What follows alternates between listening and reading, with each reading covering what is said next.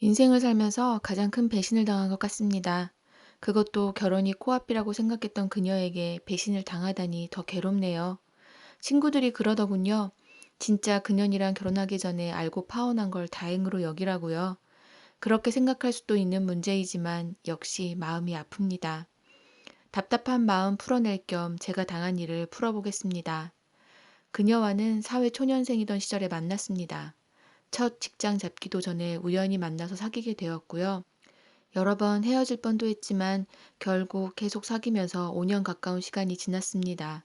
자연스레 결혼 이야기가 나왔고요.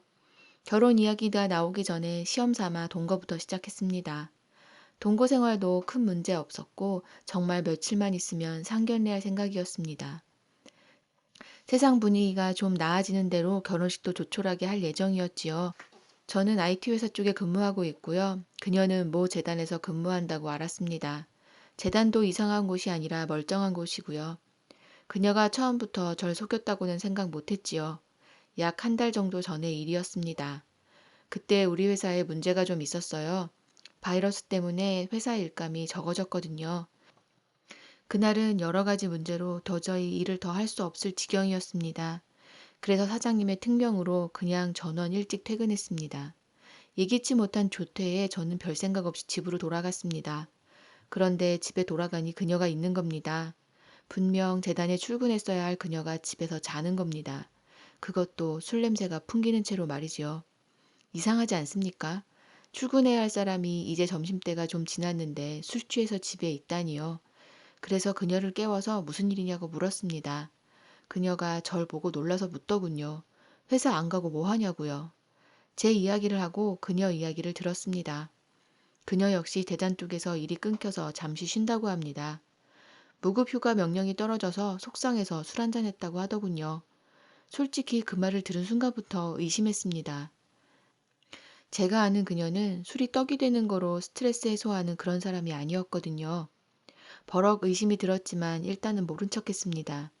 정말 그녀 말이 사실일 수도 있으니까요. 하지만 그날 이후 잠을 청하려고 해도 도저히 잠을 잘 수가 없더라고요. 그래서 그녀를 한번 추적해 보기로 했습니다. 그저 낮에 술을 먹고 집에 있는 모습만 봤을 뿐인데 거기까지 생각한 거 보면 무의식적으로 그녀를 의심한 것일지도 모르죠. 돌이켜보면 수상한 부분이 몇 있었거든요. 뭔가 직장인 여성스럽지 않은 모습 말입니다. 가끔 스케줄이 이상하게 불규칙하다던가 하는 것들이요. 그래서 몰래 사람을 사서 그녀를 추적해 보았습니다. 말로만 듣던 심부름 센터가 정말 일을 잘 해주더군요. 그 결과는 충격이었습니다. 그녀는 제가 알던 것처럼 번듯한 재단에 다니는 여자가 아니었어요. 어디 업소 나가는 수준은 아니지만 몇몇 남자들이랑 관계하면서 돈을 받는 사람이더라고요. 남자들이랑 얽히면서 술도 마시고 관계도 맺고 하는 사이였습니다. 그래놓고 술 마시거나 귀가가 늦어지면 다 재단 일 때문이라고 말했던 거죠. 진실을 알고 나니 정말 어이가 없었습니다. 직장 구하려다 안 되니까 업소녀 비슷하게 일을 시작하고 저한테는 번듯한 직장이 있는 것처럼 속인 것 아닙니까? 그리고 뻔뻔스럽게 저랑 동거하고 결혼 약속까지 잡은 거고요. 그걸 모르고 결혼까지 했으면 대체 어떻게 되었을까요? 남편 출근하고 이 여자는 계속 손님을 받고 그랬을까요? 거기까지 생각하니 눈앞이 아찔거리는 겁니다. 도저히 가만히 있을 수가 없었습니다. 그래서 모은 증거를 가지고 그녀에게 들이밀었습니다. 일단 증거 보여주고 이게 뭐냐고 물었습니다. 사진이나 녹음 자료 같은 걸 본 그녀는 잠시 아무 말이 없더군요. 그러다 천천히 입을 열었습니다. 미안하다고 한 번만 용서해달라고 합니다. 용서해달라는 게 무슨 소리인지 물었습니다. 그녀가 말한 용서는 제가 알아낸 것들을 잊어버리고 자기와 결혼해달라는 말이었습니다. 결혼만 해주면 남자들 관계 다 끊고 직장 찾고 견실하게 살 거라고 해요. 어림도 없는 소리라고 쏘아붙였습니다. 과거도 용납하기 힘들거니와 절 속이기까지 한 그녀를 어떻게 믿고 같이 살 수 있겠습니까? 저 말고 몇 명의 남자를 안았을지도 모르는 여자인데 말이지요.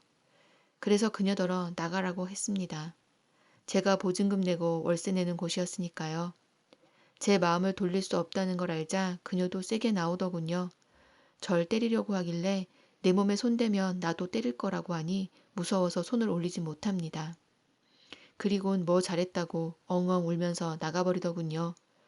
잘못을 빌어도 시원찮을 판에 뻔뻔한스럽게 구는 그녀 모습이 더욱 괘씸했습니다. 그래서 그녀 부모님께 연락해서 파혼 통보하면서 제가 알아낸 것들을 모두 고해 바쳤습니다. 짐작은 했지만 그녀 부모님들도 자기 딸이 뭐 하는지 모르고 있더군요. 저처럼 재단일하면서 부모님 용돈도 드리는 줄 알았나 봅니다.